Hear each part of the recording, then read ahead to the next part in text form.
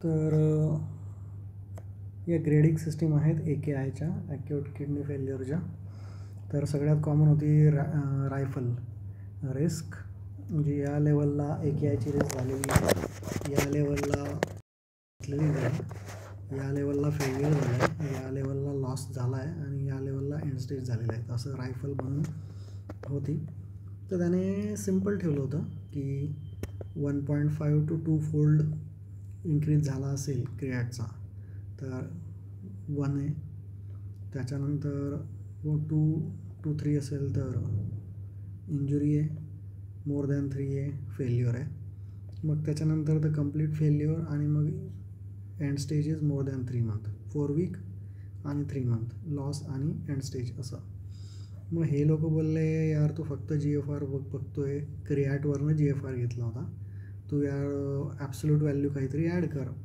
तर मग ह्यांनी अकिनमध्ये ॲड केली की 0.3 in 48 hours, म्हणजे 2 दिवसात जर वाढली तर त्याला आपण स्टेज 1 म्हणून टाकू.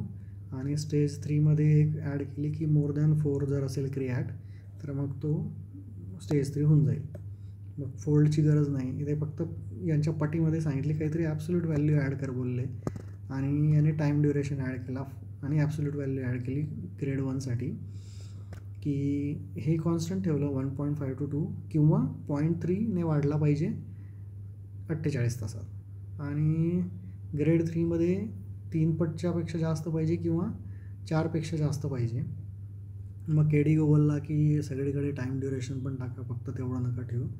तर मग ते KDIGOने सर्वत्र 7 दिवसची टाईम लिमिट टाकली की हे 1.5 to 2, 2 to 3, more than 3 in 7 days किंवा 0.3 in 7 days मधात ठीक आहे.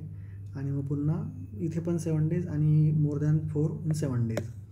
तर असे 1 to 3, 1 to 3, 1 to 3 करून टाकले त्यांनी, 3 स्टेजेस केल्यात. आणि याच्यात 2 व्हॅल्यू आहेत, क्रिएट आहे आणि आउटपुट आहे. 2 गोष्टींवरनं रिनल फेल्युअर बघतात ते. रिनलचं काम काय आहे की एक्सक्रिशन ते बघतात क्रिएटने, आणि एक्सक्रिशन झालं ते बाहेर किती पाणी आलं त्याच्यावर. तर 0.5 ml 6 hours असेल तर स्टेज 1 होऊन जाते. 0.5 ml 12 hour, म्हणजे तीच संख्या वाढली, आपण वाढ बघतोय अरे 6 तास झाले आता तरी वाढेल, त्याच्यानंतरही वाढली की मग स्टेज 2 होऊन जाते. आणि मग stage 3 is less than 0.3 in 12 hours, ते त्याच्यापेक्षाही कमी झाले की 0.3 घेतात.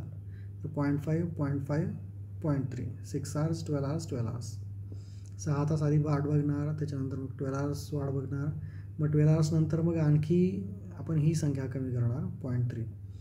तर असं हे AKIचं क्लासिफिकेशन आहे.